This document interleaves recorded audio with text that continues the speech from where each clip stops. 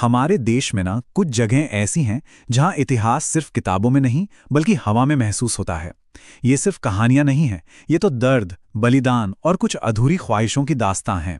और आज हम एक ऐसी ही जगह की बात करेंगे, नैनी जंक्शन। एक ऐसी जगह जहां आज़ादी के दौर की परछाइयां आज भी भटकती हुई महसूस होती हैं।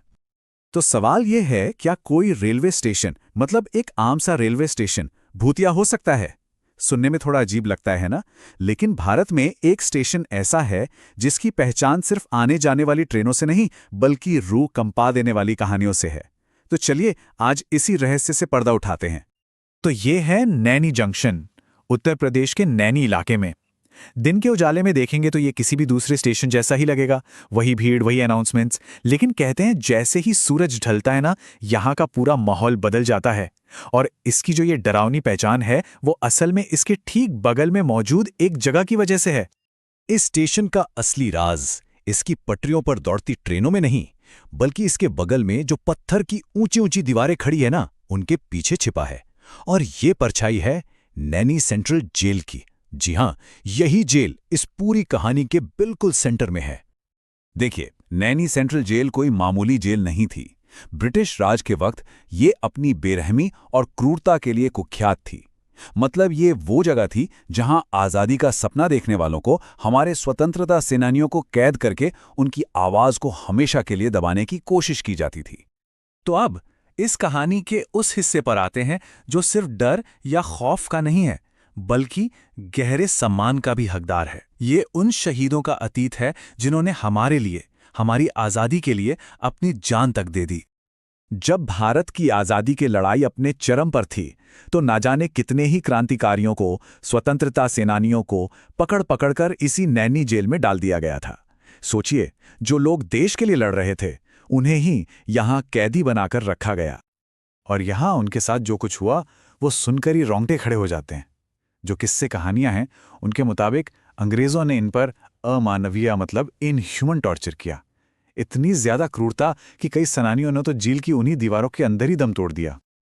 और यहीं पर इस कहानी का सबसे जरूरी और सबसे दुखद मोड़ आता है। उन शहीदों को मरने के बाद भी शांति नसीब नहीं हुई। उन्हें ना तो वो सम्मान मिला जिसके वो हकदार थे, और ना ही उनका अंतिम संस्कार ठीक से शांति से किया गया। कहते हैं अतीत का वो दर्द, वो अधूरापन आज भी जिंदा है। तो चलिए अब वापस आज के वक्त में आते हैं और देखते हैं कि कैसे उन शहीदों की वो अधूरी कहानियां आज भी नैनी जंक्शन पर महसूस की जाती हैं। वहाँ के जो लोकल लोग हैं और जो रेलवे कर्मचारी हैं जो रोज़ वहाँ काम करते हैं, वो अक्सर ऐसी घटनाओं का जिक्र करते हैं जो बिल्कुल भी नॉर्मल नहीं है। और ये वो लोग हैं जो रोज़ उसी माहौल में रहते हैं, तो जाहिर है उन्होंने कुछ तो अलग महसूस किया ही होगा। और जो अनुभव लोग बताते हैं वो सच में दिल दहला देने वाले हैं। जैसे आधी रात के सन्नाटे में दर्द भरी चीखें सुनाई देना, मदद के लिए कोई पुकार रहा हो, ऐसी आवाज़ें। कुछ लोगों का तो ये भी कहना है कि उन्होंने स्टेशन पेड़ा जेल की दीवारों के पास धुंधली सी परछाइयां देखी हैं। और कई बार तो ऐसा भी होता है कि लोग वहां खड़े खड़े अचानक से, बिना किसी कारण के, एक अजीब से डर और गहरी उदासी से भर जाते हैं।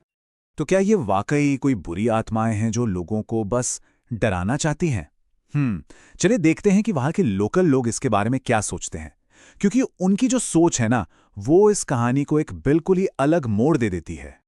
और मजे की बात यह है कि वहां के लोग इन चीजों से डरते तो हैं, लेकिन वो इन्हें कोई बुरी या शैतानी शक्ति नहीं मानते।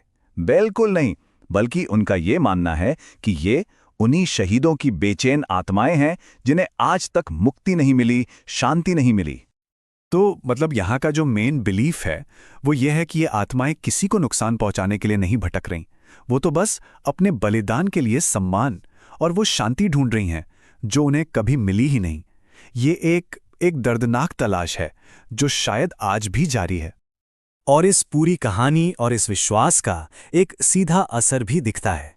जैसे ही शाम होती है, सूरज ढलता है, नैनी जंक्शन पर लोगों का आना जाना एकदम कम हो जाता है।